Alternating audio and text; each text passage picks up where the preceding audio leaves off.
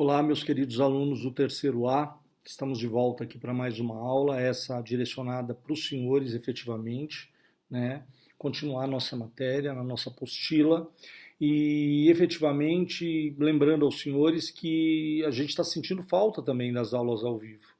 Para nós também é difícil essa situação, mas é a situação que nós enfrentamos, então não tem como hoje nós deixarmos de fazer nossas atividades, seja no campo profissional. Eu tenho trabalhado remotamente também na advocacia, despachando, inclusive segunda-feira às 14 horas, despachei com uma juíza, desculpe, com uma desembargadora lá do TJ, né, doutora Cláudia Fanucchi, e correndo atrás, despachei com a juíza do júri, enfim, a gente está correndo atrás. Eu acho que tem que ser assim, né? Não dá para ficar parado.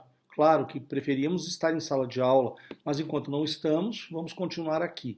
Lembrando aos senhores que o meu canal continua disponível lá no YouTube. Quem ainda não se inscreveu, se inscreva, por favor. Me ajude a divulgar o canal para os amigos, para os colegas, porque, graças a Deus, já temos 300 inscrições.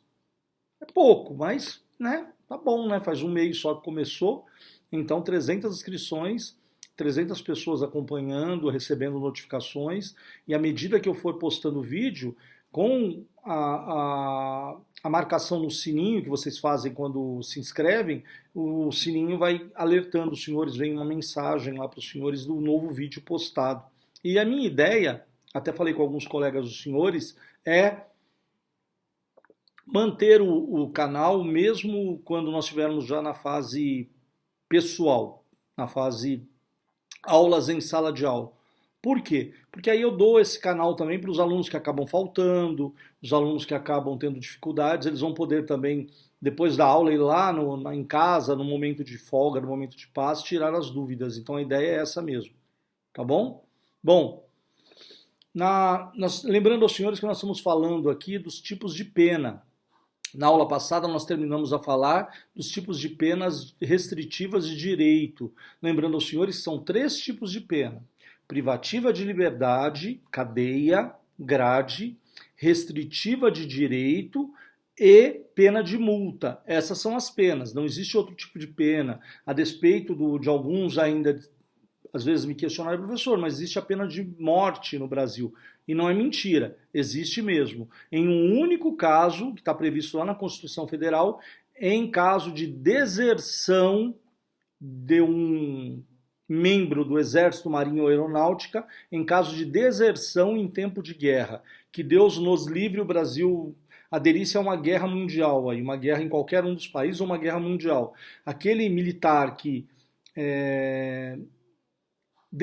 desertasse, saísse, fugisse, em outras palavras, como vocês viram o filme lá do O Milagre da Cela 7, aquele desertor que acabou desertando. Só que não, a eliminação não é daquela forma lá, né? Ele teve uma execução sumária covarde do coronel lá. No caso do Brasil, teria um julgamento e depois, se condenado, ele teria ampla defesa, contraditório. Se condenado, efetivamente, seria morto, mas só essa situação, fora essa não tem nenhum outro caso. Mas voltando aqui, hoje nós vamos falar a partir do artigo 46, continuando a matéria. E o artigo 46 fala das prestações de serviços à comunidade ou a entidades públicas, porque sempre que o indivíduo for cumprir uma pena, ele vai prestar serviços para a comunidade ou para uma entidade pública, ele não vai prestar serviços remunerados. Lembre-se, nós estamos falando de pena, e ele não pode ter recebimento de valores durante o cumprimento de pena, a não ser que ele efetivamente estivesse trabalhando para remir pena, aí sim cumprindo, mas ele está no regime aberto. Então, é uma pena que efetivamente ele está trocando a pena de privação de liberdade pela pena restritiva de direito, tá bom? Então, diz lá o artigo 46. A prestação de serviços à comunidade ou a entidades públicas é aplicável às condenações superiores a 6 meses de privação de liberdade. Então, se a pena for inferior a 6 meses, aquelas penas de contravenção de crimes pequenos, em regra, inclusive, o indivíduo não vai nem cumprir pena, porque ele normalmente vai ter lá a Lei 9.099. Mas existe aí uma exceção. A Lei Maria da Penha não permite a substituição da pena privativa de liberdade por nenhuma restritiva de direito. A lei veda, justamente para coibir os indivíduos de agredirem mulheres, etc., conforme a Lei Maria da Penha, a Lei 11.340 de 2006, apregoa. Então, desta forma, mesmo que ele tenha lá uma pena de 1 mês, 2 meses, 3 meses, 4 meses, às vezes acontece. Eu tive um cliente meu que ele discutiu com a mulher na porta daquela padaria City Bread, ali da Paulo Facchini, e ela alegou que ele a estava perseguindo, que era ex-marido. E aí eu consegui absolvê-lo na primeira instância, com a vara da violência doméstica, com o doutor Leandro. A promotora recorreu e o tribunal reformou a sentença. Fui para Brasília, mas infelizmente foi mantida. 1 mês de detenção. Óbvio que ele não vai ficar na cadeia, né? Mas ele vai ter que prestar lá 1 mês de serviços lá de detenção, tá? Então ele vai cumprir pena, mas infelizmente não tem jeito, porque é a Lei Maria da Penha. Mas os outros crimes, todos que tiverem penas inferiores a 6 meses, o indivíduo não ficará preso, certeza absoluta, tá? Parágrafo 1º. A prestação de serviço à comunidade ou à entidade públicas consiste na atribuição de tarefas gratuitas ao condenado. Eu já havia falado, só que não é o que eu falo, é o que a lei determina, o que o Código Penal determina e a Lei de Execução Penal, a Lei 7.210 de 84, que nós já falamos várias vezes sobre ela, que determina também. Então ele vai prestar serviços de forma gratuita, ele não vai receber nada, tá bom? Parágrafo 2º.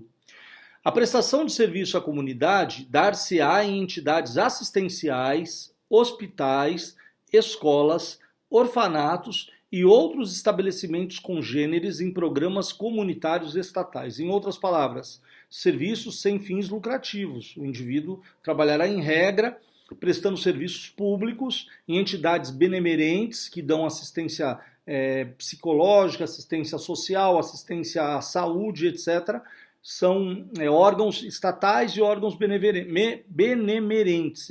Ele então, irá prestar serviço nesses órgãos. Parágrafo 3º. Estamos aí no artigo 46. Os que acabaram pulando a introdução do vídeo, o artigo 46, tá?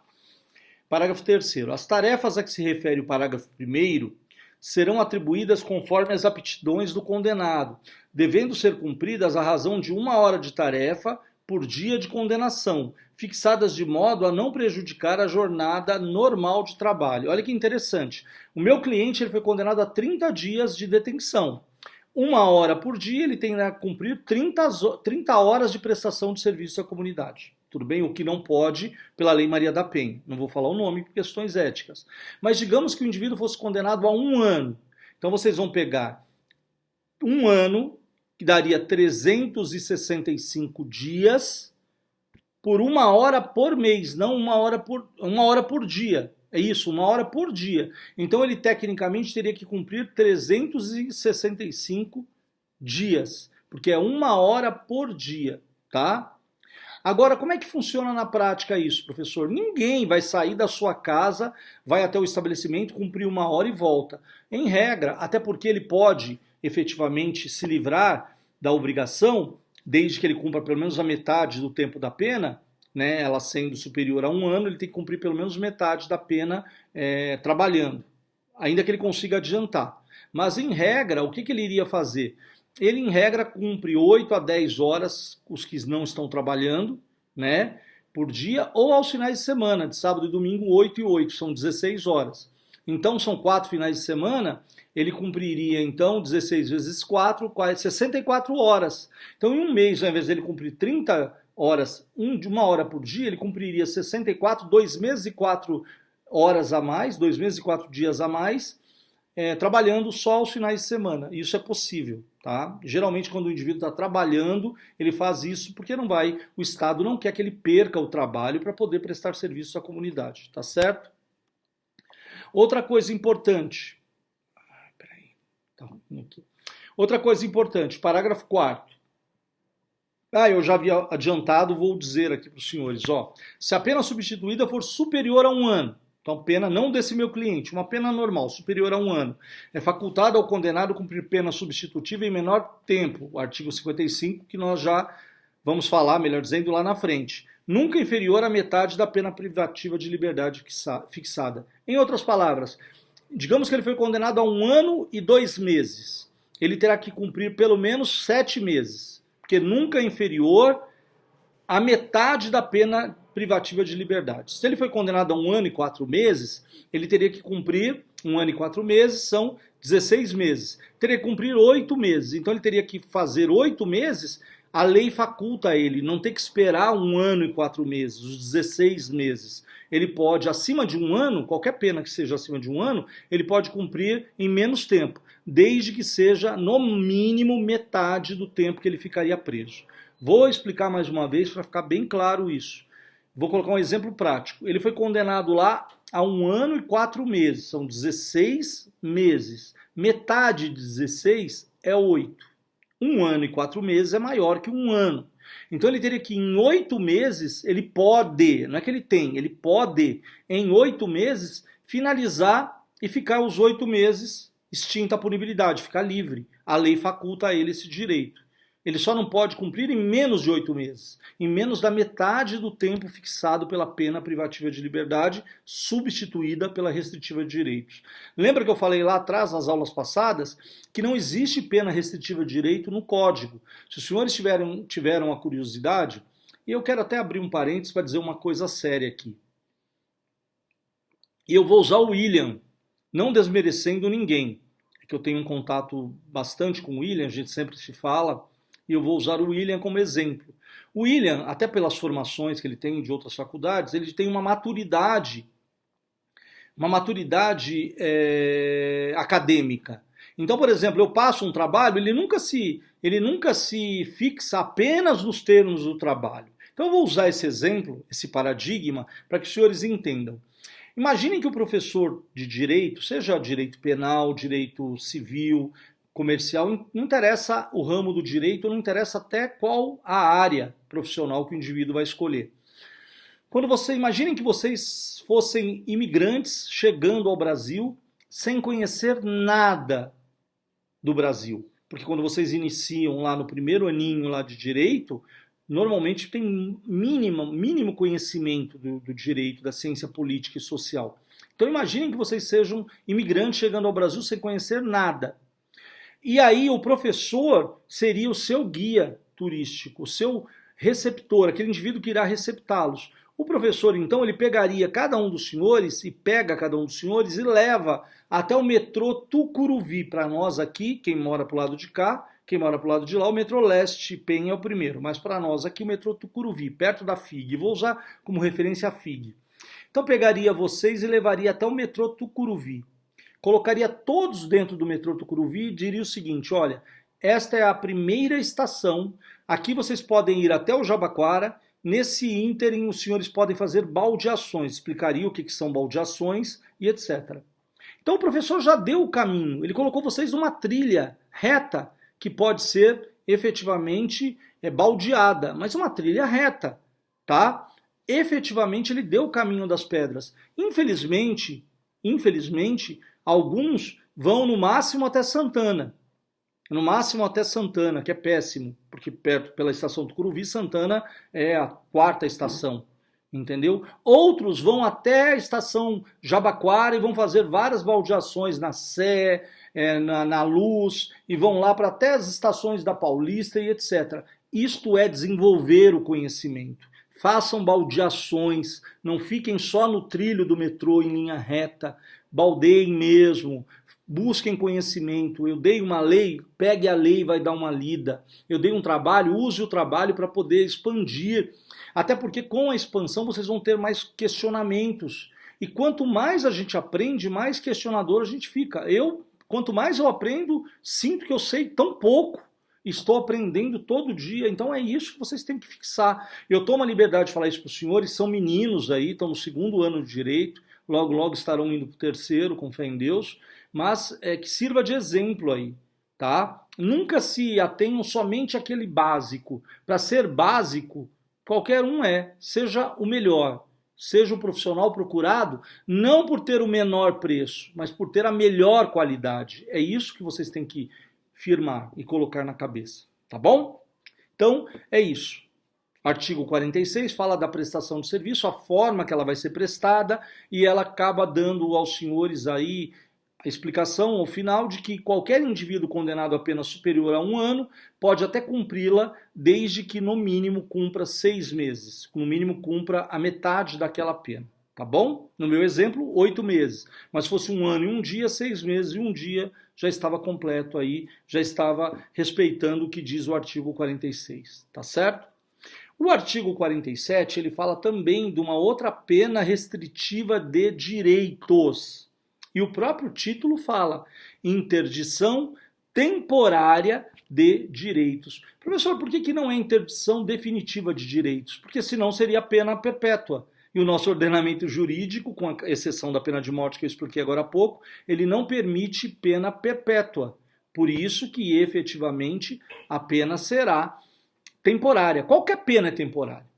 Hoje, vocês vão aprender lá no artigo 75, com o advento da Lei 13.964 de 2019, que o máximo de pena privativa de liberdade que alguém pode cumprir é 40 anos. Até o ano passado eram 30 anos. Artigo 75 do Código Penal. Quem tiver curiosidade, vai lá e dê uma lida. 40 anos. 40 anos.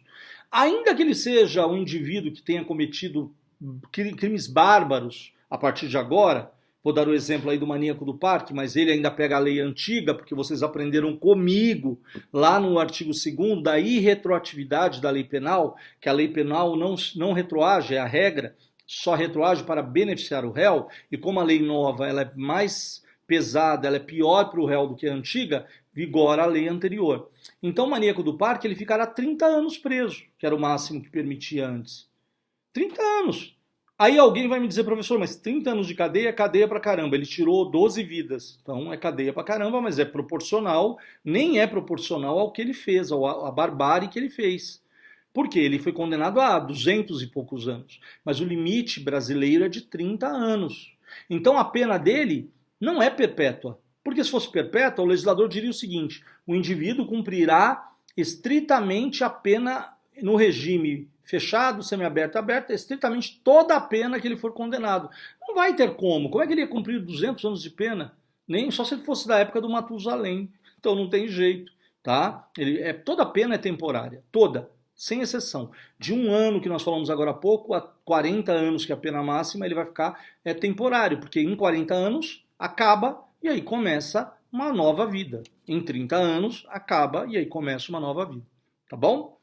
Então a interdição temporária de direitos, da mesma forma, ela interdita temporariamente os direitos. Ela tira do indivíduo o direito inerente a qualquer cidadão de bem durante determinado tempo. E aí, torno a repetir para os senhores, o tempo, aquela pena que está prevista no Código Penal, artigo por artigo. Olha lá o que diz o artigo 47. As penas de interdição temporária de direitos são... Então o 47 ele elenca quais são as penas temporárias, a interdição, melhor dizendo, de direitos. Interdição temporária de direitos. Então olha lá. Inciso 1. A primeira pena de interdição temporária de direitos. Proibição do exercício de cargo, função ou atividade pública, bem como de mandato. Aqui, ó, tá errado, tá? É mandato. Eu sempre falo de mandado que é judicial, mas aqui é mandato, é outorga. A procuração é chamada de mandato. Quando você vota no indivíduo, você outorga poderes para ele te representar. Não o faz. Os políticos brasileiros, não vamos nem entrar em discussão aqui. Até porque aqui seria unilateral, só eu falaria. Mas os senhores sabem bem o que eu penso sobre isso. Tá? Mas olha só, risquem e coloquem mandato. Tá? Então, repetindo, proibição do exercício de cargo, função ou atividade pública, bem como de mandato eletivo. Então, imaginem que o indivíduo, por exemplo, pratica um delito e o delito seja menos grave. E aí o juiz, ao invés de prendê-lo, ele suspende temporariamente que ele preste serviço, aquele serviço público. Ele fica afastado do serviço público pelo tempo da pena. Isto é possível. O juiz pode fazê-lo, pode interditar os direitos, tornar o indivíduo inelegível também durante determinado tempo. A própria Constituição Federal já prevê. Quando o indivíduo é empichado, no caso do impeachment, ele fica 8 anos inelegível. Aí conseguiram lá no STF, que é uma vergonha, né, entendam, não tenho nada contra a pessoa da Dilma, nem a conheço. Conheço como ex-presidente da República, efetivamente, pela televisão.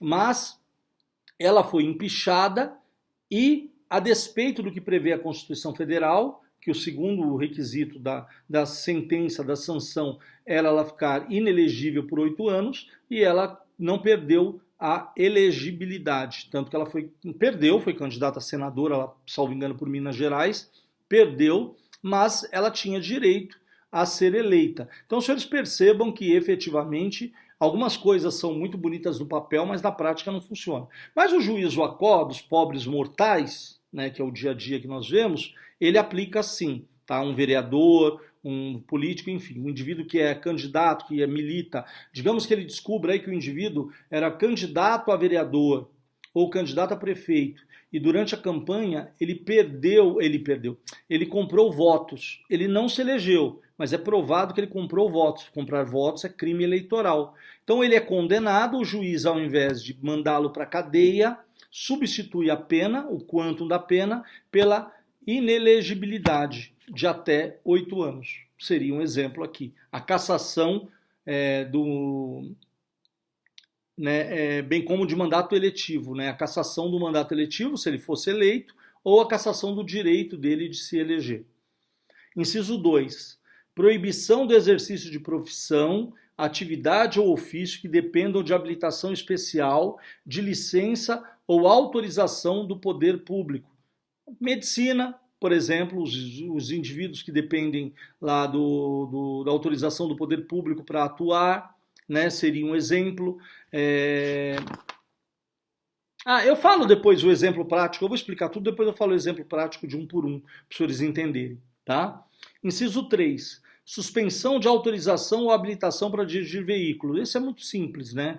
Normalmente, a Lei 9.503 de 97, que é o Código Nacional de Trânsito, tá? Ele efetivamente já disciplina que, geralmente, quando o indivíduo é condenado por lesão corporal no trânsito ou homicídio no trânsito, que está lá no artigo 302 e 303 da Lei de Trânsito, da 9.503, a pena subsidiária, a pena acessória, será a interdição temporária de direito de habilitação. Uns dão 1 mês, 2 meses, 4 meses, 5 meses, 6 meses, já vi até de 1 ano. Tá? Então, a lei já prevê. E o juiz também pode fazê-lo. Tá? Proibição de frequentar determinados lugares, como pena também. Essa pena é muito comum, sabe aonde? Estádio de futebol. Quando havia aquelas de gladiações de imbecis que se dizem torcedores e acabavam se matando lá no meio da rua, e quando não havia homicídio, quando havia efetivamente lesões corporais, rixa, que vocês vão ver o ano que vem lá no artigo 137 do Código Penal, o juiz, ao invés de prender os indivíduos, manter presos, porque às vezes eram presos de início, mas depois eram soltos, na sentença ele dava uma pena, uma interdição temporária de direito do indivíduo ir a estádios de futebol. Então, durante todas as vezes que o time dele ia entrar em campo, ele obrigatoriamente teria que ir até uma delegacia ou até um quartel para comprovar que ele não está indo ao estádio. Teve um corintiano é maloqueiro, né? Eu sou corintiano, mas não sou maloqueiro, mas corintiano é maloqueiro, não tem jeito, né? Teve um corintiano que ele foi surpreendido pela televisão. Ele estava com uma medida. Ele foi um dos participantes lá da morte daquela criança, acho que na Bolívia, não me recordo, acho que na Bolívia, daquela criança que morreu com um morteiro lá, e ele estava proibido de frequentar estádios, né? E aí, não sei se foi a Globo ou a Band, filmando uma partida de futebol uns anos atrás, acabou focalizando bem no rosto do indivíduo. Como ele era conhecido da torcida e já sabiam que ele estava envolvido, foi denunciado lá e nem sei o que aconteceu, mas poderia ser até revogado o benefício, ele poderia ser preso. Proibição de inscrever-se em concurso público, avaliação ou exames públicos. Então proíbe o indivíduo de participar de certames públicos, tá? E eu trouxe aqui, como eu sempre gosto, um exemplo prático na ordem cronológica, conforme eu expliquei agora há pouco, de cada um.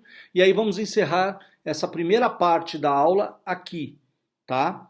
Aí daqui a pouco eu vou gravar a segunda. Pediram para eu fazer 2 vídeos de 25 minutos, 20, 25 minutos, para não ficar muito extenso, né? Até para facilitar o estudo. Então eu estou fazendo isso também para ajudá-los, tá bom? Eu vou finalizar já esse vídeo e aí começamos com aula ainda de terça-feira, tá? Mas começamos com o segundo vídeo da mesma aula, tudo bem?